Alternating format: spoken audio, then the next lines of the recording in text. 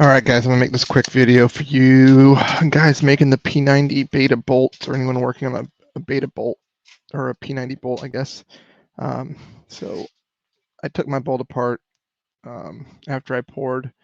So just make sure you've got a pretty flat surface on the backside after you poured. I didn't have really any kind of bulging on mine because I did a nice ice bath for it. This bolt has already seen over 300 rounds, so it's got a little carbon buildup on it, but this might not look like your bolt.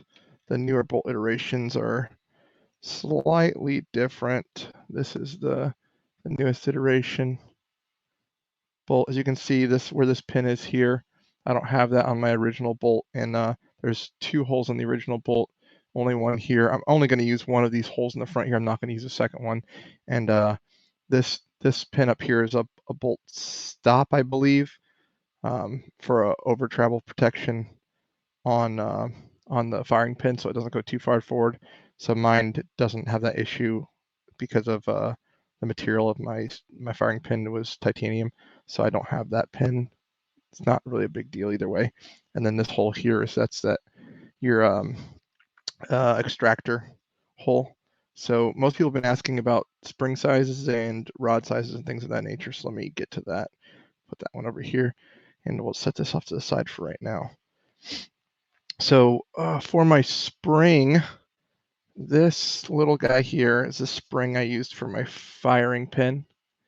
It comes out of this set. It's 15 different small size springs, 225 piece off Amazon, and the sizes are here on the inside. And let me match up this spring real quick. I believe this is just, let me grab the one and make sure that I'm the right size.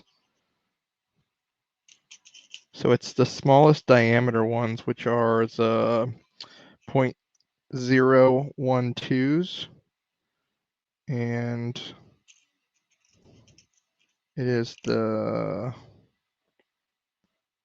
not the 15 millimeter. I believe it's the 20 millimeters that I cut maybe 2 coils or 3 coils off of.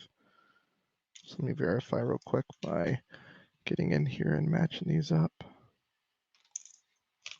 If I could hold on to a spring would be helpful, but since I can't, it's what it is.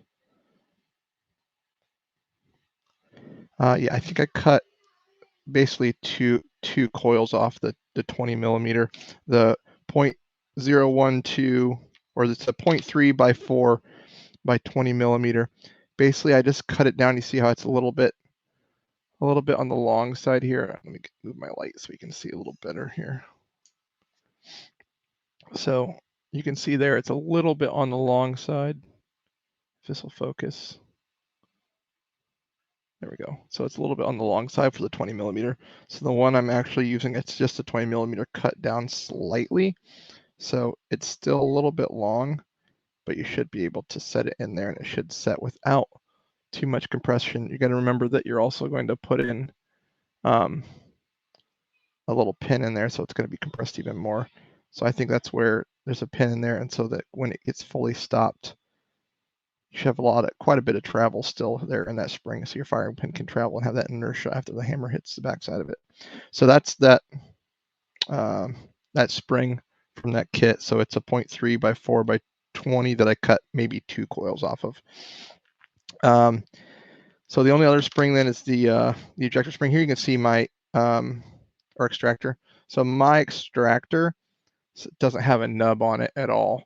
So they come with nubs, and you can file them down to get yours to fit and adjust with whatever nub and size of nub you find that works. So I found that the nub was not helpful at all, so I filed it all the way off on my extractor.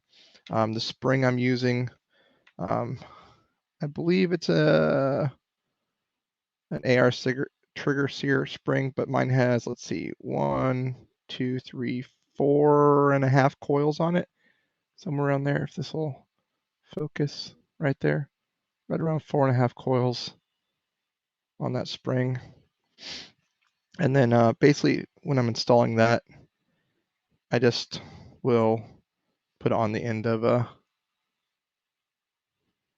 punch and basically drop it in like this with the punch.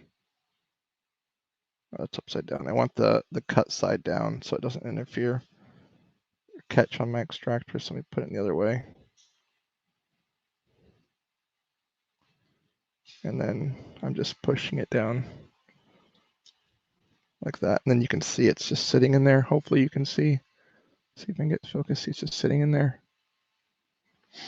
And then I just will put I think I usually will put the punch in, put some tension on the spring so it's down so it doesn't fold over as I slide the extractor in on top of it, maybe.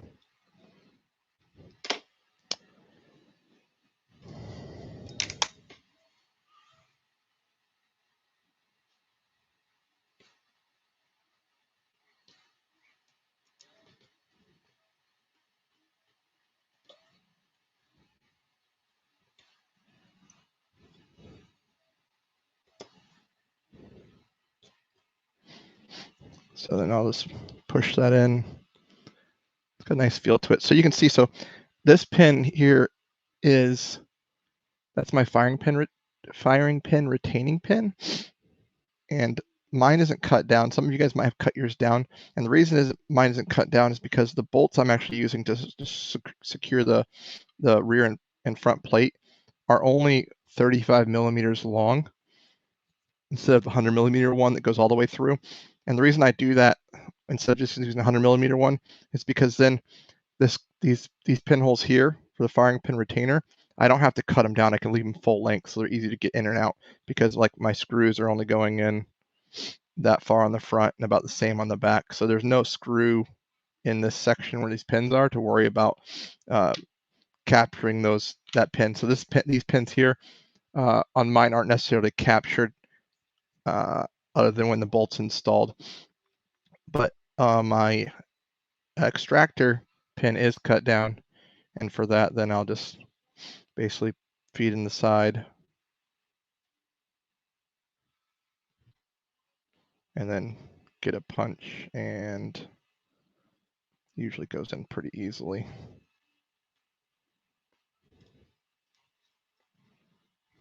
And then when I'm pushing it in, I'm just making sure that it's clearing both of those channels where your rods are going to run there. So you can see my punches in there right now. But now it's not, it's clear.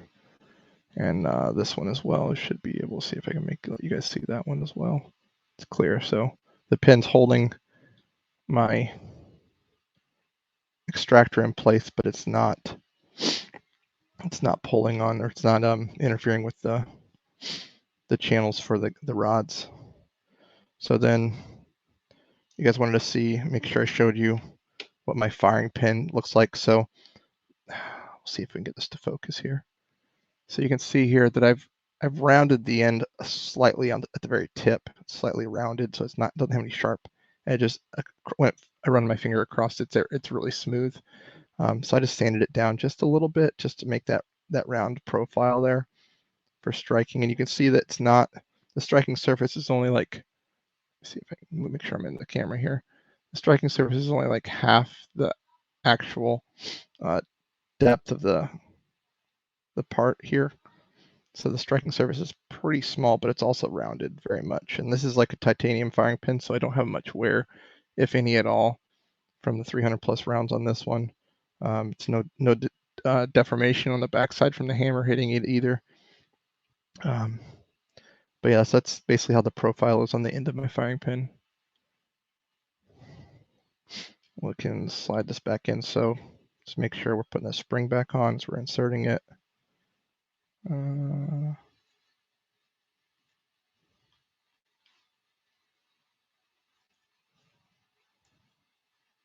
again, you guys' bolts are slightly different, I think, because the channel here is actually larger now for that for the ejector, where my ejector is just attached to my back plate right now.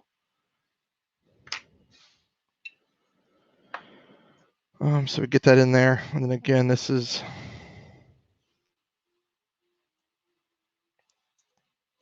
It's going to slide in pretty easily here.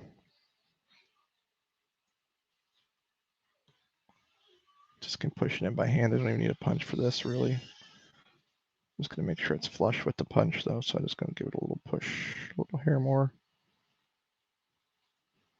There, it's nice and tight, and now my firing pin is secured in there. Then basically you're going to put the plates back on. The front two plates, let me find out where I put them. They're right over here. So this front plate, mine has some nicks already because this is mild steel on this plate, so it's nicks where it was catching the brass from moving too fast, and the ejector not doing great on that one. But you can see I've countersunk both these screw holes and then beveled the edge here where the round will feed in on the breech face. So just make sure you're doing that, and then basically just going to sit on there, and they're going to screw in then, and it shouldn't be an issue. But yeah, that's about it. And then the back plate to screw on. Mine has some, little wear from the hammer. You can see here how the hammer's been hitting it and making just the ever so slight indentation there, but really not a big deal. And then on your breech plate face, when you have your rear plate on and it's flush on the back side here, when your firing pin is flush where the hammer would not be able to push it forward anymore, you can see that on my front, my firing pin isn't even protruding at all with that flush back there. And that's because I don't need it to protrude it all here, because the inertia from the hammer striking this firing pin back here, that inertia is going to push it farther forward, and that's what's actually going to set off your primer. So if it's not flush, so it should be flush with the base plate with that first plate on and flush back here. And when both are flush, that's exactly where you want, because you'll get some over travel after your hammer strikes the rear here, and that over travel is what's actually going to set your primer off. If it's not flush, if it's protruding some, that's when you're gonna pop your primer and penetrate that primer, and that's will blow up your bolt. So try not to do that. And that's it from you guys. Hope it was helpful. I'll post this in a second.